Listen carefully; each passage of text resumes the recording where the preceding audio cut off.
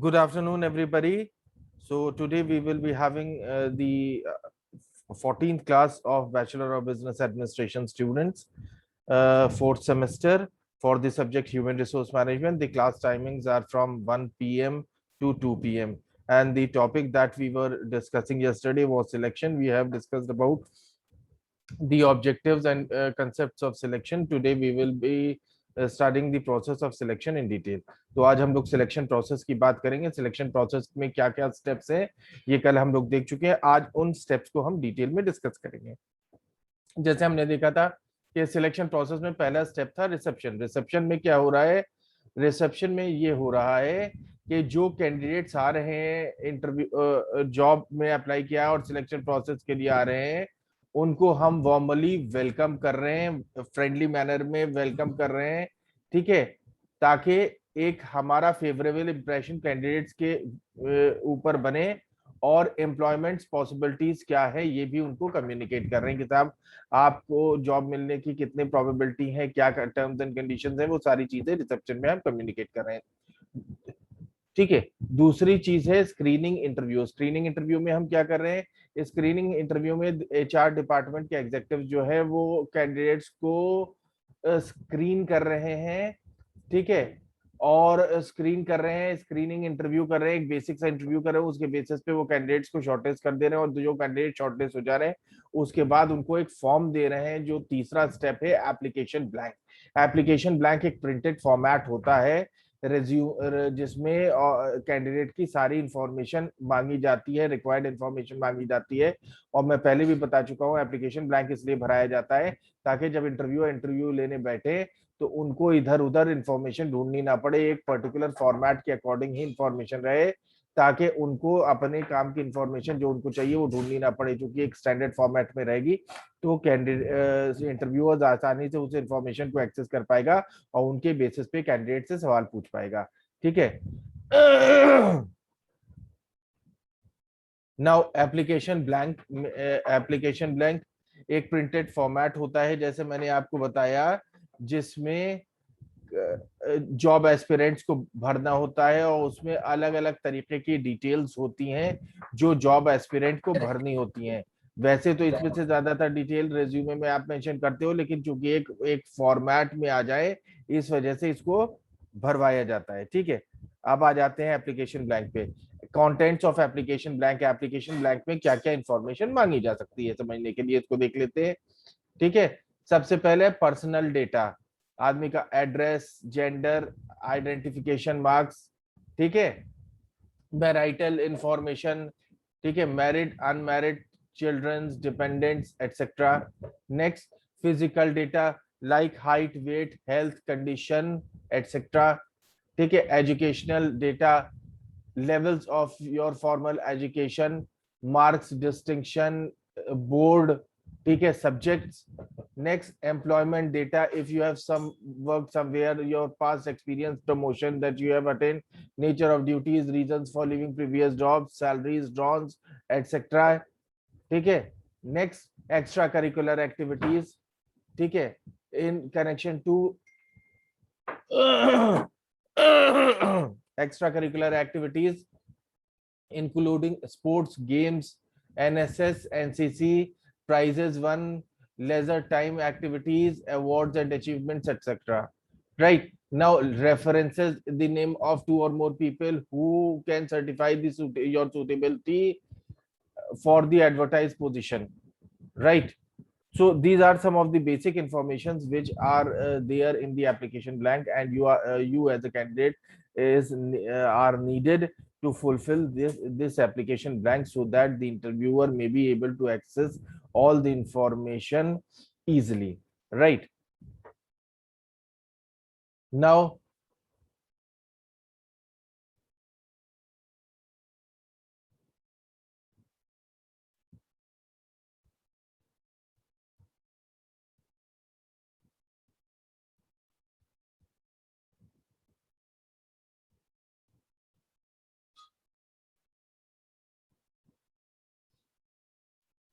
right. Now, those applications, the वो items जो इसमें मेंशन किए जाते हैं वो सारे आइटम्स आपने भरने हैं एप्लीकेशन ब्लैंक में जो आइटम्स होते हैं। उसके बाद नेक्स्ट चीज आ जाती है, जब आप एप्लीकेशन ब्लैंक भर देते हैं, सिलेक्शन टेस्ट। सिलेक्शन टेस्ट एक रिटन टेस्ट होता है जो हर कैंडिडेट को देना पड़ता है। कई जगहों पर सिलेक्शन टेस्ट होता भी है, कई जगहों पे नहीं होता है। जहाँ कैंडिडेट बहुत कम होते हैं, सिलेक्शन टेस्ट लेने की जरूरत लोग नहीं समझते तो नहीं भी लेते हैं। ठीक है, तो सिलेक्शन टेस्ट में क्या हो रहा है, सिलेक्शन टेस्ट में क्या हो रहा है इसको देखते हैं। ये एक स्टैंडर्डाइज और ऑब्जेक्टिव मेजर होता है सिलेक्शन टेस्ट। सिलेक्शन टेस्ट काफी ज्यादा तादाद में कंपनीज यूज करती हैं क्योंकि ये आसानी के साथ इंडिविजुअल डिफरेंसेस को मेजर कर सकते हैं साइंटिफिक मैनर में। ठीक है, ताकि इंडिविजुअल बायस कम से कम रह जाए, इंडिविजुअल बायस मिनिमाइज हो जाए। Right. I am having a bad throat today. Right. So there are certain kind of selection tests जो कि आप देख रहे हैं, like intelligence test, aptitude test, personality test, projective test, right, right, preference test, achievement test, simulation test, assessment centers, right, in basket,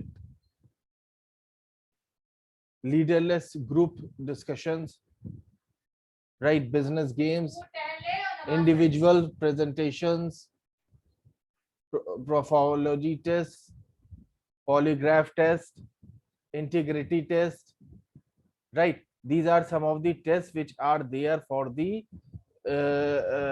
which may be used as the form of selection test. It is not necessary that all these tests should be conducted, right? These are the possible form of selection tests. These are the different possible forms of selection tests, and you can choose any test according to your needs and requirement or according to the nature of job for which you are hiring the candidate. अब आगे आ जाते हैं। ठीक है। Intelligence test. Intelligence test क्या होता है, ये आपका कैंडिडेट का लर्निंग एबिलिटी को मेजर करता है और आपकी एबिलिटी ऑफ अंडरस्टैंडिंग को भी मेजर करता है कि आप कैसे जज करते हैं। और ये क्या चीज मेजर नहीं करता है, कोई सिंगल ट्रेट नहीं मेजर करता, मगर कई मल्टीपल ट्रेट जैसे memory, vocabulary, numerical abilities, perception etcetera, इन सारी चीजों को इंटेलिजेंस टेस्ट मेजर करता है। ठीक है। एप्टीट्यूड टेस्ट मेजर करता है कैंडिडेट का पोटेंशियल कि वो कितना अच्छी तरह से मैकेनिकल और मैथमेटिकल स्किल लर्न कर सकता है।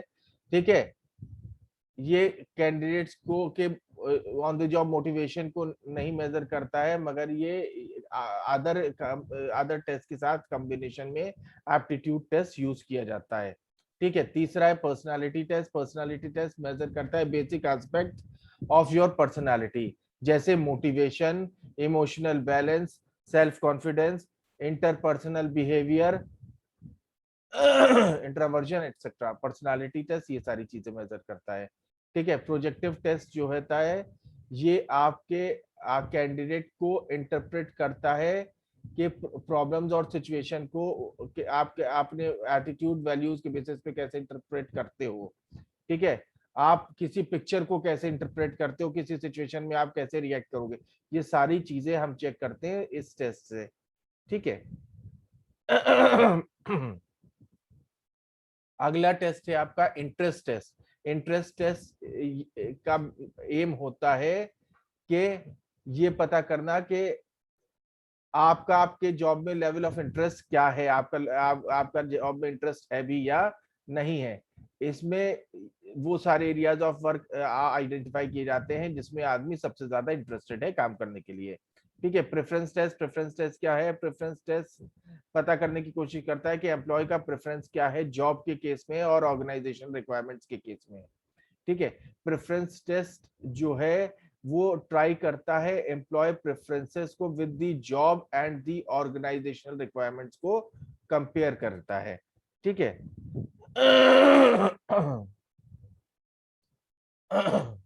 Achievement test. Achievement test design किए जाते हैं मेजर करने के लिए कि एप्लीकेंट जॉब पे क्या कर सकता है और क्या नहीं कर सकता है।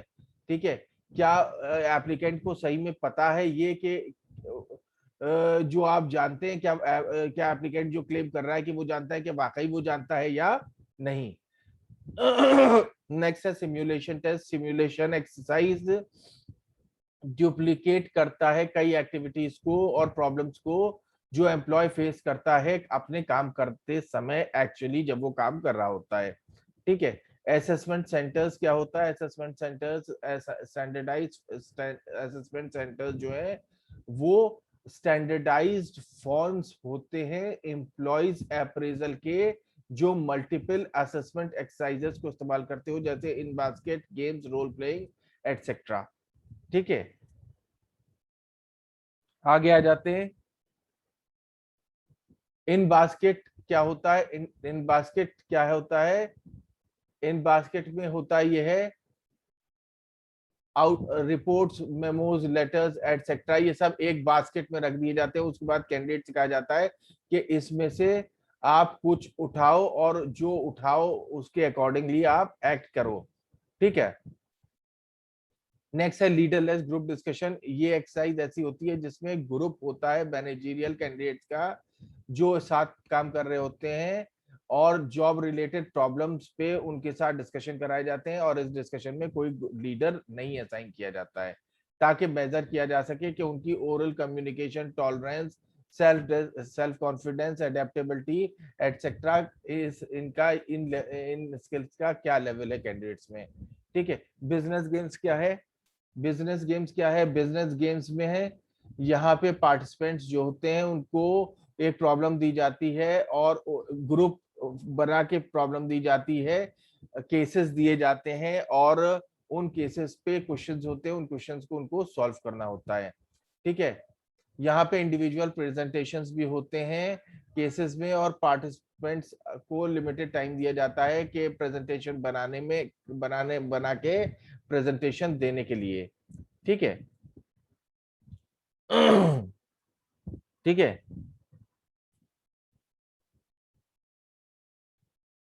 इसको ठीक है।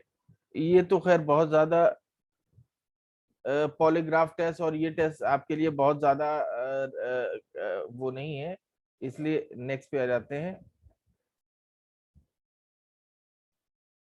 ठीक है, टेस्ट की बात हो गई।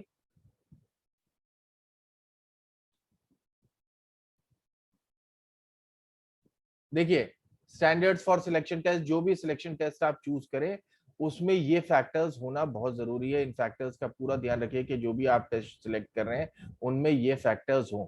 सारे टेस्ट की आपको जरूरत नहीं पड़ेगी, आपको अपने नेचर ऑफ जॉब के हिसाब से आप टेस्ट डिफाइन करेंगे कौन सा टेस्ट आप कंसीडर करेंगे और कौन सा नहीं करेंगे।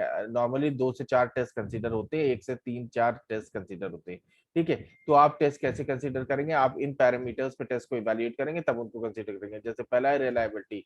ठीक है, कि आप वो टेस्ट जो है आपके लिए रिलायबल है कि नहीं, वो एट्रीब्यूट को टेस्ट कर पा रहा है जो एट्रीब्यूट आपको टेस्ट करने हैं या नहीं। ठीक है। और वो सही से उनको सही से स्कोर जनरेट कर पा रहा है उन एट्रीब्यूट्स के जो आपको मेजर करने नहीं। अगर कर पा रहा है तभी वो टेस्ट रिलायबल है, वरना वो टेस्ट रिलायबल नहीं है। ठीक है। दूसरा वैलिडिटी, किस एक्सटेंट तक आपका टेस्ट जो है मेजर कर पा रहा है, जिस एक्सटेंट तक आप मेजर करना चाह रहे हो। जैसे टाइपिंग टेस्ट है, किस आप टाइपिंग की वो स्पीड और एक्यूरेसी जज कर सकते हैं। तो दूसरा फैक्टर है वैलिडिटी। तीसरा है सूटेबिलिटी। सूटेबिलिटी का मतलब है कि आपके नेचर ऑफ ग्रुप जिस पे आप टेस्ट अप्लाई कर रहे हो उसको सूट करे। ठीक है। और सिंगल टेस्ट अवॉइड करना चाहिए, मल्टीपल टेस्ट के कई बार मल्टीपल टेस्ट ही होती है और कई बार जरूरत पड़ती है तो सिंगल टेस्ट भी होते हैं। स्टैंडर्डाइजेशन। ठीक है। Norms for finalising the test codes पहले से स्टैब्लिश्ड होने चाहिए। ठीक है। उसमें वक्त के वक्त कोई बदलाव नहीं करना चाहिए, पहले से नॉर्म सेट होने चाहिए कि इस नॉर्म से हम स्कोर डिटरमाइन करेंगे और उसमें फिर कोई भी चेंज नहीं होना चाहिए। ठीक है। नाउ अब सिलेक्शन टेस्टिंग की तो काफी बात हो गई।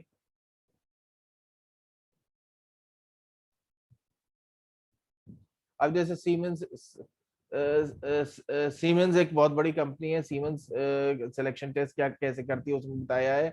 जैसे सीमेंस इंडिया है, वो एक्सटेंसिव साइकोमेट्रिक इंस्ट्रूमेंट्स यूज करती है अपने कैंडिडेट्स को इवैल्यूएट करने के लिए कंपनी जो है ऑक्यूपेशनल पर्सनालिटी क्वेश्चनायर्स यूज करती है अपने कैंडिडेट्स को अंडरस्टैंड करने के लिए, उनके पर्सनल एट्रीब्यूट्स और ऑक्यूपेशनल टेस्ट यूज करती है उनकी कॉम्पिटेंसीज को मेजर करने के लिए।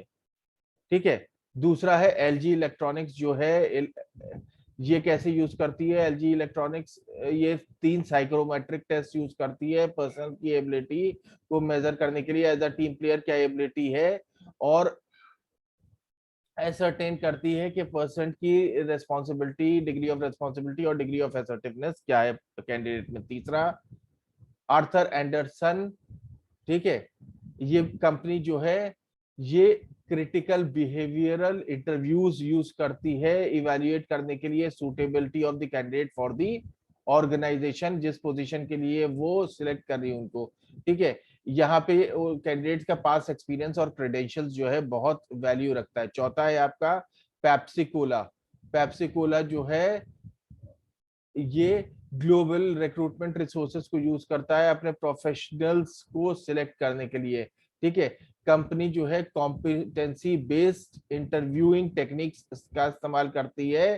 ठीक है, कैंडिडेट्स की एबिलिटीज और कॉम्पिटेंसी को, लेटरल थिंकिंग को, problem solving capabilities, managing the environment, इन सारी एबिलिटीज को जज करने के लिए।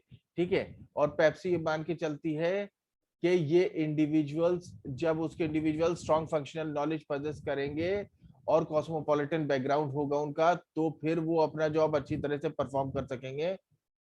राइट, तो ये 4 एग्जांपल यहाँ पे हो गए सिलेक्शन टेस्ट के। ठीक है, अब आ जाते हैं सिलेक्शन इंटरव्यू पे। सिलेक्शन इंटरव्यू क्या है, जो जो लोग सिलेक्शन टेस्ट में को क्वालिफाई कर लेंगे, सिलेक्शन टेस्ट को पास कर लेंगे, उन लोगों को हम रोकेंगे सिलेक्शन इंटरव्यू के लिए, बाकी लोगों को हम थैंक यू वेरी मच कह के वहीं से जो है उनको सी ऑफ कर देंगे। ठीक है, सिलेक्शन इंटरव्यू में क्या हो रहा है, इंटरव्यू एक इंपॉर्टेंट सोर्स ऑफ इंफॉर्मेशन है अबाउट द जॉब एप्लीकेंट। ठीक है, कई तरह के इंटरव्यूज होते हैं जिनको हम इस्तेमाल करते हैं सिलेक्शन प्रोसेस में, उनके नेचर और इम्पोर्टेंस के हिसाब से, जो सूटेबिलिटी ऑफ द जॉब, जो नेचर ऑफ द जॉब के हिसाब से सूट करते हैं, वो जो है टाइप्स ऑफ इंटरव्यू हम यहाँ यूज करते हैं। ठीक है, आगे आ जाते हैं। ठीक है, अब टाइप्स ऑफ सिलेक्शन इंटरव्यू की यहाँ पे बात हो रहा है। ठीक है, नॉन डायरेक्टिव इंटरव्यूज होते हैं। ठीक है, यहाँ पे रिक्रूटर जो है कोई भी क्वेश्चन जो उसके दिमाग में आता है कैंडिडेट का प्रोफाइल पढ़ के या कैंडिडेट से बात करके, अपने दिमाग में जो भी क्वेश्चन आ रहा है वो एक एक करके कैंडिडेट से पूछे जा रहा है, और यहाँ कोई उसने क्वेश्चन का स्ट्रक्चर नहीं बनकर रखा है। डायरेक्टिव या structured interview, indirect non directive interview को अनस्ट्रक्चर्ड इंटरव्यू भी कहते हैं, और डायरेक्टिव इंटरव्यू होता है दूसरा, इसको स्ट्रक्चर्ड इंटरव्यू कहते हैं। यहाँ पे क्वेश्चंस पहले से ही डिटरमाइंड रहते हैं, जॉब रिलेटेड क्वेश्चंस पहले से ही तय रहते हैं, और जो इंटरव्यूअर है वो सारे इंटरव्यूई से वही सवाल पूछता है जो पहले से डिटरमाइंड रहते हैं।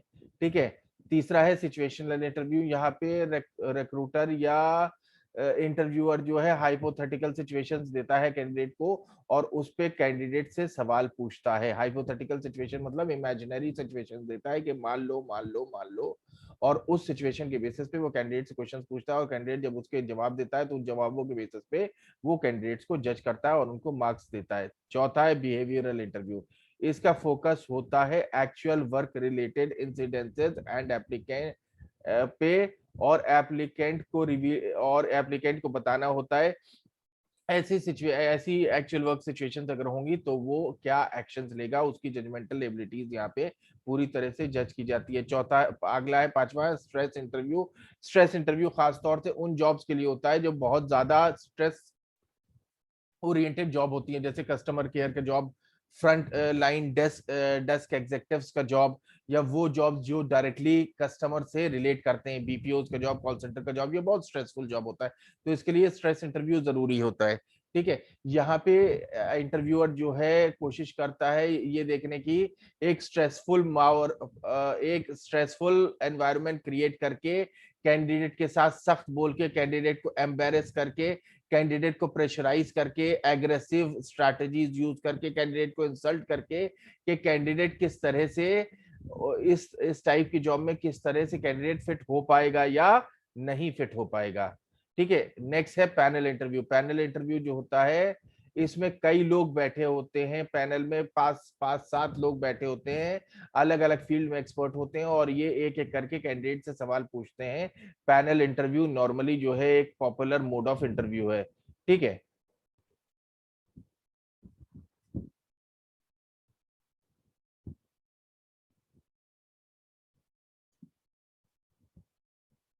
ठीक है। इंटरव्यू में कुछ प्रॉब्लम्स भी आ सकती हैं, जैसे कई जगहों पे फेवरेटिज्म हो जाती है। ठीक है, failure to establish rapport with candidates, candidates के साथ अच्छी रेपो नहीं बन पाती है, सही क्वेश्चंस नहीं पूछे जा पाते हैं, कई बार जजमेंट फॉल्टी हो जाता है। ठीक है, कई बार आप लीनियंट हो जाते हो, कई बार आप कल्चरल फैक्टर से इन्फ्लुएंस हो जाते हो, स्टीरियोटाइप हो जाता है, हेलो इफेक्ट आ जाता है, body language of the candidate से आप ज्यादा जज करने लगते हो। ठीक है, तो इंटरव्यू में कई बार इन चीजों की वजह से काफी बायस भी हो जाता है। ठीक है, तो जरूरी नहीं कि इंटरव्यू 100% परफेक्ट हो, क्योंकि ये एक ह्यूमन प्रोसेस है, तो यहाँ पे कुछ बायसेस भी एग्जिस्ट करते हैं। ठीक है, अब आ जाते हैं इंटरव्यूइंग मिस्टेक्स पे। इंटरव्यूइंग में कई कई बार कई मिस्टेक्स हो जाती हैं, ये क्या क्या मिस्टेक्स हो सकती हैं उनको समझने की कोशिश करते हैं। ठीक है, कई बार स्नैप जजमेंट हो सकता है, क्योंकि एप्लीकेंट को बहुत जल्दी आपने डिसाइड कर लिया कि हाँ ये सही है, उसके अर्ली इंप्रेशन पे ही डिसाइड कर लिया, बिना ज्यादा इंटरव्यू लिया आपने उसको सिलेक्ट कर लिया कि हाँ साहब ये कैंडिडेट सही है, उसके उसके छोटे से कुछ बातों को कंसिडर करते हुए, जो कि बिल्कुल गलत है, यही हेलो इफेक्ट है। ठीक है, दूसरा लीनियंसी, आपने कैंडिडेट को लीनियंटली उनको इवेल्युएट कर रहे हो। ठीक है, आप लीनियंटली इवेल्युएट करने के लिए वहां पे नहीं बैठे हो, आप उसको प्रॉपरली इवेल्युएट करो, आपको उसको नौकरी पे रखना है, वो सालों साल आपके यहाँ रहेगा, काम करेगा। अगर आप लीनियंटली उसको सिलेक्ट कर लोगे तो फिर आप गलत कैंडिडेट को सिलेक्ट करने की पॉसिबिलिटी ज्यादा बढ़ जाती है। सारी वो मिस्टेक्स हैं जो नॉर्मली इंटरव्यू के टाइम पे होती हैं। ठीक है, नेक्स्ट है स्टीरियोटाइपिंग। स्टीरियोटाइपिंग पे का मतलब यह है, जैसे पहले से आप कुछ चीजें तय करके रखते हैं, जैसे आप womens are better managers than man, या बच्चे हैं तो बदमाश होंगे ही होंगे। ठीक है, ये जो है फलाने फलाने रीजन से बिलोंग करता है तो ये इस टाइप का होगा, ये स्टीरियोटाइप्स चीजें, इन सबको इंटरव्यू के सिलेक्शन इंटरव्यू के दौरान हावी होने ही नहीं देना चाहिए, क्योंकि स्टीरियोटाइप्स अगर आप रहोगे तो आप कुछ ना कुछ गलती जरूर करोगे इंटरव्यू में। ठीक है, बायस है, कई बार आपकी आपकी लाइक्स डिसलाइक्स के बेसिस पे आप रेटिंग्स को अपनी बायस करो, ये गलत है। अपनी लाइक डिसलाइक आप अपने पास रखिए, बिल्कुल न्यूट्रल होकर कैंडिडेट्स को इवेल्युएट कीजिए। नेक्स्ट है हेलो इफेक्ट। हेलो इफेक्ट के मतलब ये है कि आपने कैंडिडेट की कोई एक बात अच्छी लग गई आपको, उसी बात के बेसिस पे आपने कैंडिडेट को सिलेक्ट या रिजेक्ट कर दिया। ठीक है, ये बात भी गलत है। ठीक है, एक मिस्टेक है। ठीक है, तो ये सारे जनरल मिस्टेक्स हैं जो इंटरव्यू के टाइम पे आप कर सकते हो या होते हैं। ठीक है, नेक्स्ट है आपका इंटरव्यू प्रोसेस। इंटरव्यू प्रोसेस के बाद इंटरव्यूइंग के बारे में मेरे ख्याल से सफिशिएंट मैंने बता दिया है, इसको स्किप कर देते हैं।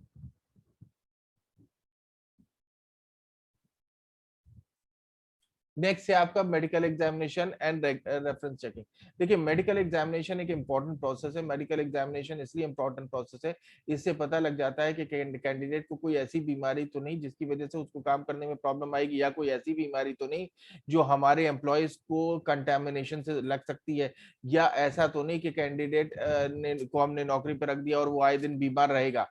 ठीक है, और क्या कैंडिडेट मेंटली और फिजिकली और साइकोलॉजिकली फिट है जॉब के लिए कि नहीं, ये सारी चीजें जानना बहुत ज्यादा जरूरी होता है। इसीलिए कैंडिडेट को मेडिकल एग्जामिनेशन के लिए भेजा जाता है, और मेडिकल एग्जामिनेशन में जब रिपोर्ट पॉजिटिव आ जाती है तभी कैंडिडेट को जॉब ऑफर किया जाता है। ठीक है, कई कंपनी जो है स्टेट सीएमओ से, सीएमओ ऑफिस से मेडिकल सर्टिफिकेट बनवाती हैं, और कई कंपनीज अपने प्राइवेट डॉक्टर्स को एम्पैनल करके रखती हैं, उनसे मेडिकल सर्टिफिकेट लेके आपको ओके कर देती हैं। तो ये होता है मेडिकल एग्जामिनेशन। ठीक है, ठीक है, ये नॉर्मली ज्यादातर कंपनीज में ये दोनों स्टेप्स होती ही हैं, ताकि आप कैंडिडेट के बारे में, जनरल हेल्थ कंडीशन के बारे में उसके सोशल बिहेवियर के बारे में, उसके इंटरपर्सनल स्किल्स और पंक्चुअलिटी, ऑनेस्टी एटसेट्रा के बारे में जान सके। क्योंकि पंक्चुअलिटी, ऑनेस्टी, हार्ड वर्किंग, इन सब के बारे में आप रेफरेंस चेक के जरिए जानेंगे। जिन लोगों का रेफरेंस दिया है कैंडिडेट ने अपने अपने रेज्यूमे में, अपने सीवी में, या अपने जो है एप्लीकेशन ब्लैंक में, उनको आप कॉल करोगे और उनसे आप कैंडिडेट के बारे में पूछेंगे। ठीक है, तो ये सारी चीजें जो होती हैं, इससे आप जो है ये पता कर सकते हैं कि साहब कैंडिडेट का वर्किंग कैसी है। ठीक है, तो ये हो गया सिलेक्शन प्रोसेस आज हमारा कंप्लीट। इस पे अगर आप लोगों के कोई भी सवाल है तो आप प्लीज मुझसे पूछें।